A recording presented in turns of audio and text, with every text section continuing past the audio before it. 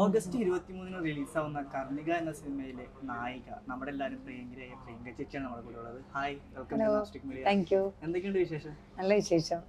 അപ്പോൾ കർണിക റിലീസാവാൻ പോകണം, എങ്ങനെയാണ് കർണികയുടെ ഭാഗമാകുന്നത്? സോഹൻ സാറാണ് ഈ പ്രോജക്റ്റിന് വേണ്ടിയിട്ട് എന്നെ വിളിക്കുന്നത്. അപ്പോൾ എനിക്ക് എൻ്റെ അടുത്ത് പറഞ്ഞത് ഇതുപോലെ ഒരു കൂട്ടം ചെറുപ്പക്കാർ, പുതിയ ആൾക്കാർ ചെയ്യുന്ന അങ്ങനത്തെ ഒരു സിനിമയാണ്. അപ്പോൾ ആ സിനിമ പ്രിയങ്ക ഒന്ന് കഥ കേട്ട് നോക്ക്, എന്നിട്ട് ഇഷ്ടമാവുകയാണെങ്കിൽ നമുക്ക് മുന്നോട്ട് പോകാമെന്ന് പറഞ്ഞിട്ട് വളരെ ഇൻട്രസ്റ്റിംഗ് ആയിട്ട് തോന്നി എനിക്ക് ആ സബ്ജക്റ്റ്. ഞാനിതുവരെ ചെയ്യാത്ത ജോണറിലുള്ള ഒരു സിനിമയായിരുന്നു. Horror investigation ത്രില്ലറാണ്. ട്രെയിലർ കണ്ടപ്പോഴേ മണിച്ചിത്രത്താഴ് ചെറിയൊരു ടച്ചൊക്കെ തോന്നി. അങ്ങനെ എന്തെങ്കിലും ഒരു സംഭവമാണ്? നിങ്ങൾ എല്ലാരും എന്തിനാ ഇങ്ങനെ ഒരു സിനിമ മറ്റൊരു കമ്പയർ ചെയ്യല്ലേ?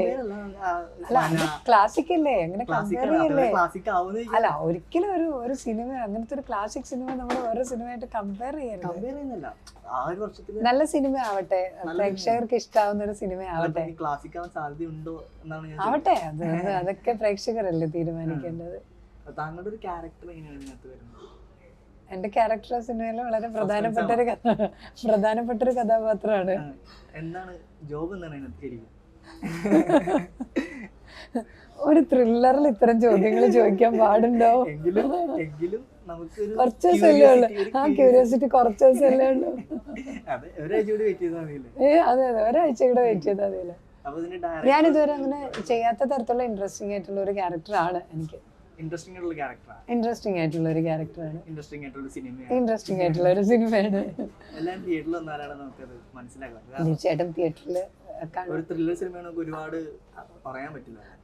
ഒരു ത്രില്ലർ സിനിമ ആയതുകൊണ്ട് ഒരുപാട് പറയാൻ പറ്റില്ല. അപ്പൊ അതിപ്പോ എന്റെ ക്യാരക്ടറിനെ പറ്റി പറഞ്ഞാലോ, കഥയുടേതായിട്ടുള്ള ചെറിയ പശ്ചാത്തലം പറഞ്ഞാലോ, ആ സിനിമ മൊത്തത്തിൽ റിവീൽ ആവുന്നത് പോലെയാണ്. അപ്പൊ അതുകൊണ്ടാണ് നമ്മളിങ്ങനെ പൂർണ്ണമായിട്ടും പറയാതെ ഇരിക്കുന്നത്. ഇപ്പൊ മലയാളത്തിൽ സിനിമകൾ ചെയ്തിട്ടുണ്ട്, തമിഴിൽ ചെയ്തിട്ടുണ്ട്, TV ഷോസ് എല്ലാം ചെയ്തിട്ടുണ്ട്. ഏതാണ് കുറച്ചുകൂടി ഇൻട്രസ്റ്റിംഗ്? അല്ലെങ്കിൽ അല്ല, എല്ലാം ഒരുപോലെയാണ്. അതിന് ഇതാണ് നല്ലത് എന്നില്ല. എല്ലാം നമ്മൾ ഇഷ്ടപ്പെട്ടല്ലേ ചെയ്യുന്നത്. ഇത് ലാംഗ്വേജിലുള്ള വ്യത്യാസം എന്നുള്ളത് മാത്രമേ ഉള്ളൂ. അങ്ങനെ ഇല്ല. എല്ലാം എന്റെ ആദ്യത്തെ സിനിമ തമിഴാണ്, പിന്നീടാണ് മലയാള സിനിമ. അപ്പൊ എനിക്ക് പറയാൻ പറ്റും തമിഴാണ് ഇഷ്ടം, എന്റെ ലാംഗ്വേജ് മലയാളം അല്ലേ, അപ്പൊ മലയാളമാണ് ഇഷ്ടം എന്ന് പറയാൻ പറ്റുമോ? ഞാൻ തുടങ്ങുന്നത് മീഡിയ എന്നാണ്. അപ്പൊ അതുകൊണ്ട് എനിക്ക് മീഡിയ ആണ് ഇഷ്ടം എന്ന് മാത്രം പറയാൻ പറ്റും. മോഡലിംഗ് ഒക്കെ അതിന്റെ ഒരു ഭാഗം. ഞാൻ മീഡിയ എന്നാണ് സ്റ്റാർട്ട് ചെയ്യുന്നത്. ഞാൻ മീഡിയയില് മിനി സ്ക്രീനിൽ നിന്ന് സ്റ്റാർട്ട് ചെയ്ത ഒരാളാണ്, ചാനലിൽ നിന്ന് സ്റ്റാർട്ട് ചെയ്ത ഒരാളാണ്. മോഡലിംഗ് അല്ല, ആക്ച്വലി ഞാൻ തുടങ്ങുന്നത് മിനി സ്ക്രീനാണ്. അതെനിക്ക് തോന്നുന്നു വിക്കിപീഡിയയിൽ ആരോ എഴുതി വെച്ചൊരു കാര്യം. ഞാൻ എവിടെ പോകുമ്പോഴും എല്ലാവരും ഇത് തന്നെ പറഞ്ഞു, മോഡലിംഗിൽ നിന്ന് ഈ രംഗത്തേക്ക്. ഞാൻ മോഡലിംഗിൽ നിന്നൊന്നും അല്ല ഈ രംഗത്തേക്ക് വന്നത്. മോഡലിംഗ് ചെയ്തിട്ടുണ്ട്, അത് കഴിഞ്ഞിട്ടാണ് മോഡലിംഗ് ചെയ്തത്. ഞാൻ മോഡലിംഗ് ചെയ്തിട്ട് ഞാൻ സിനിമയിലേക്ക് വന്ന ഒരാളെ അല്ല. ഞാൻ ശരിക്കും ഞാൻ അങ്ങനെയല്ല, ഞാൻ അത്ര വർഷമായി.